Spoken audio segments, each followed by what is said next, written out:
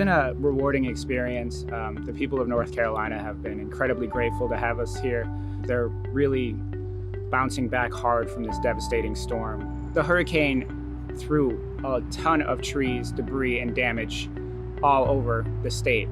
Not only that, but flooding reached into many people's homes and businesses and effectively ruined them. We were seeing a lot of patients who actually had injuries or illnesses that were related specifically to the hurricane. I got to do about a 4-centimeter laceration repair that occurred with a chainsaw. He was very fortunate. His was not as severe as it could have been. And then you'd see respiratory illnesses that were related to mold.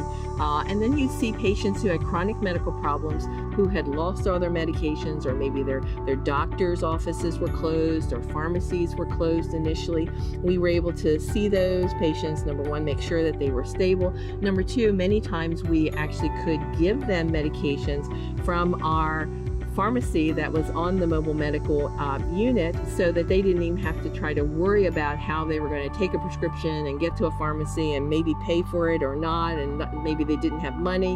One thing that we're providing from Heart to Heart is free tetanus inoculations. Most people don't realize the last time they had their tetanus shot, and with floodwaters and the risk so high in an area, it's definitely a good time to get a tetanus booster, which is one thing I'm glad we're out here doing. We went to a Red Cross shelter in Fayetteville that seemed to be serving a low-income population, also a homeless population. You don't think about that. Homeless people can be displaced by a hurricane just like people who have homes can be. And that was actually, number one, the Red Cross was very receptive to our being there. We were able to see, again, some patients who had some chronic medical problems that their staff were a little bit concerned about, make sure that they were okay, maybe help them with some medications. Red Cross is amazing in what they do in providing shelter, food, and resources for those impacted by these disasters. However, when it comes to direct medical care, their capabilities are limited. That's where Heart to Heart can step in. We bring the medical teams that really the Red Cross don't have. What we have is, we have, first of all, the mobile medical unit. It has 2 exam rooms.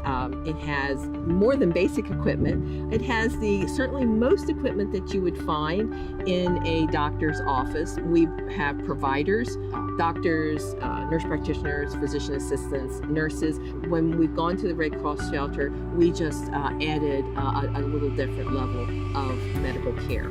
Patients are very appreciative, and it's a very rewarding experience. We get to see a real direct response to our treatment. We get to see the smile of someone who knows that their stories are being listened to, that they're not being forgotten.